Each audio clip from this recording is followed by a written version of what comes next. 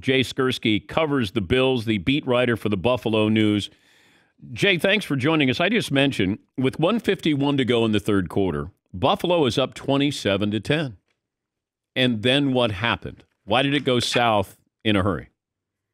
Yeah, sort of the same problems that have been plaguing this team since their bye week. They're turning the football over at much too often of a pace, and their defense is not getting the stops that it was getting before. The second half of games since the bye week, they have been outscored 43-12.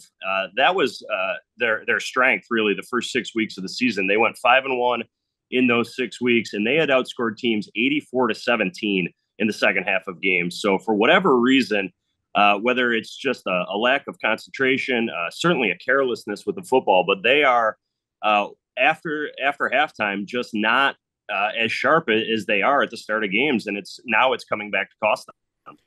But why does Vegas still like them as the Super Bowl favorites? That's a great question. I think because the fact that Josh Allen is healthy, number one, right? He proved that yesterday. There was so much talk about, this elbow injury that he suffered against the Jets and what kind of impact would he miss time. Clearly, none of that, came to be. He was able to play, and he looked to be Josh Allen. So I think as long as you've got a quarterback like Josh Allen, and I think there's a belief externally outside of Buffalo, internally in Buffalo, that he is going to get this clean up. This team went through a stretch like this last year too, and they came out the other side of it. And I think we're playing probably the best football of any team in the league going into the postseason. So, Sean McDermott has talked a lot about how there are going to be challenges, adversity throughout any season. And they've really kind of run into their adversity now here after the bye against the Jets and yesterday against the Vikings. We had Ross Tucker, former NFL player, on last hour, and he said there were two things that stood out. When you're on the goal line, you got to make sure you got to get a clean snap. You got to have that exchange. Got to make sure, no matter what, worst case scenario, it's a safety. Also, with a fourth down pass, nobody has to intercept it, but knock it down. And if that ball is knocked down, instead of going for the hero play, then we have a different result there. Yeah. Did Sean McDermott talk about, instructing, make sure you have a clean exchange or knock down the ball in that fourth, down play with Justin Jefferson?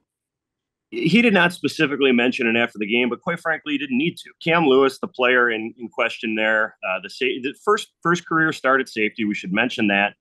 This is a new position for him going against Justin Jefferson, potentially the best wide receiver in the NFL. That's a challenge. But listen, he knew he needed to knock that ball down. He didn't. And he admitted it afterward. He was as hard as he possibly could have been on himself, understandably so. But that is just a mental error, right? That is a situation where you need to know, if I knock this football down, we win the game. It's that simple. And he didn't do it. Did he want to make an interception?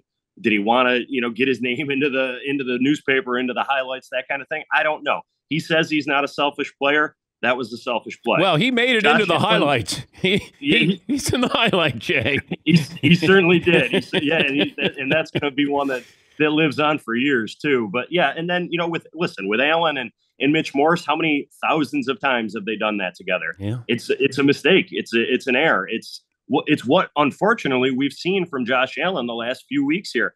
Carelessness with the football, whether that's receiving a snap or making ill-advised throws. He is not taking good care of the football.